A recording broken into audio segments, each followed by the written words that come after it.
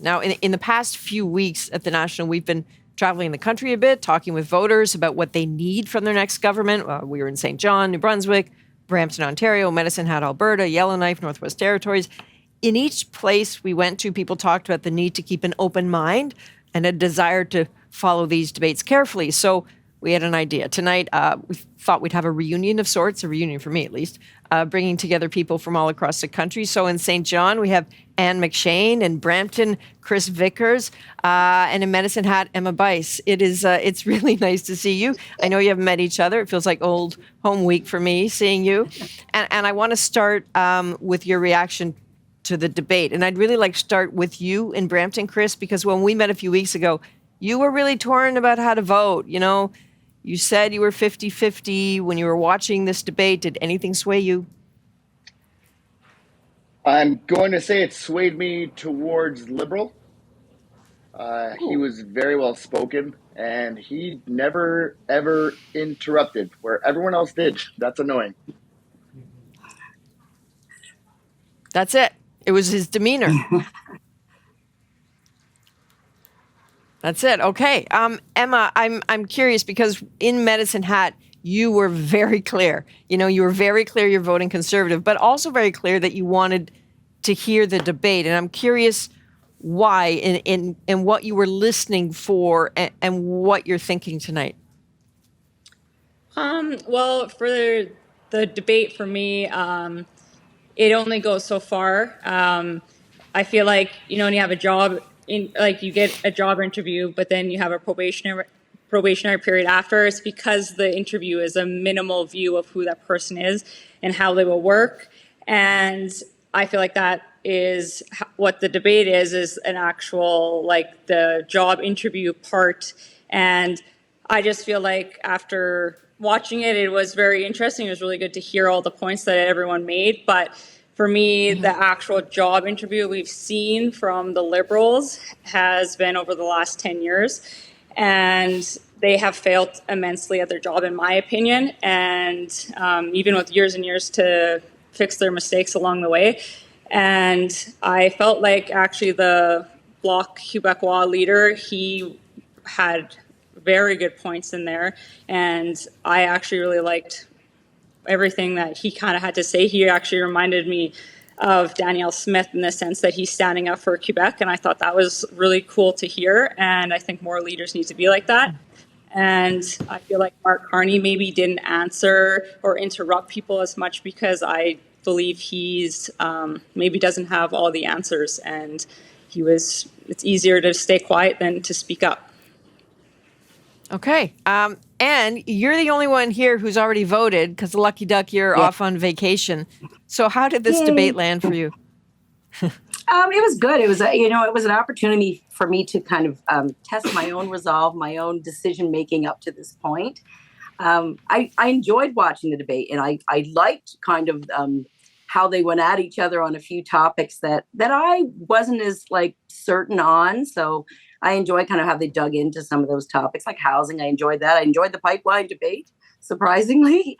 But yeah, no, I feel good about my vote. So that was good news. It's always an opportunity to kind of test yourself to see if you're, and a bit of a gut check, I guess, to see if you're on track. Yeah.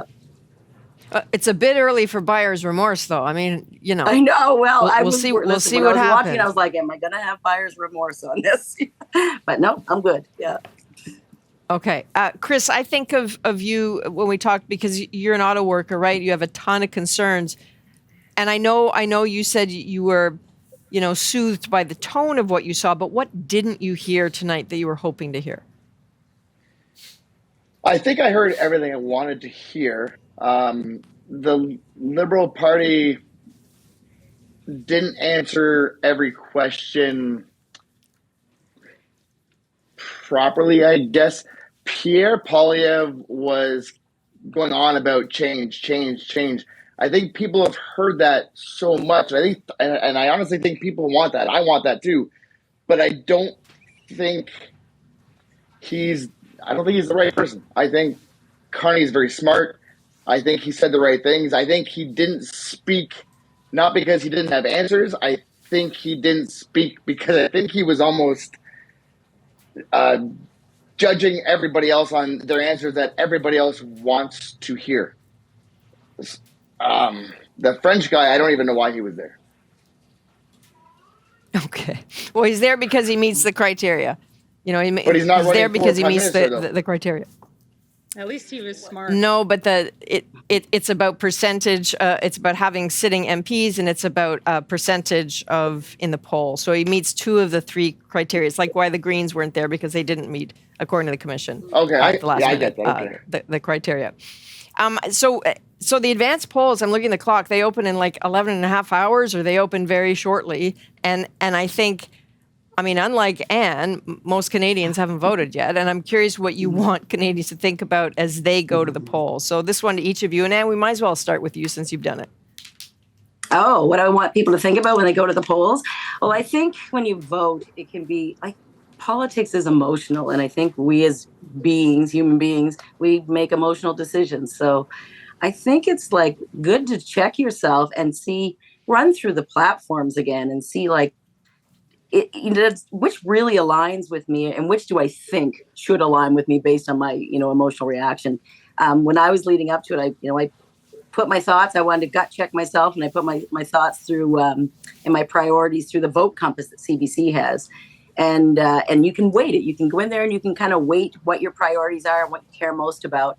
And I was relieved to see that my gut actually did align with what I feel my priorities are for Canada. So I'd say test yourself a little. Don't just go with your emotional response, because that's the easy out. Yeah. Okay, head, not heart. 30 seconds to each of you. Emma, let's start with you. Well, I think going to the polls, it's important to realize that Carney has many of the same policies, pretty much all of the same policies that were brought in prior to him in the Liberal Party. And they're the ones that are hurting Canadians, like bail reform, no pipeline bill. The only ones that he's seeming to be bragging about was the one that he's done the carbon tax, which is what Pierre had said multiple times for many years. So I believe that we are in a position that simply a change of face is not nearly enough of a solution to get Canada going back to the right direction. We logically need a bigger change than that, which would be to give another party a chance to see what they can do for Canadians, in my opinion. I honestly believe any party is more deserving than the Liberal Party. They're admitting that we've been hurting, we can't afford food, can't afford housing. They admit that they have brought all of that on. They've been in power for 10 years, but they say again, this time we will fix it. When is enough going to be enough? We should all know by now that the Liberal Party doesn't deserve another shot, and I hope that people see that and go to the polls and vote for any other party that we can have actual change. Okay. You know what? Now we got to go. We just ate Chris's time. I'm really sorry about that, guys. It was really lovely to see all of you. Thank you for being so open with us all the way along. It's been kind of fun.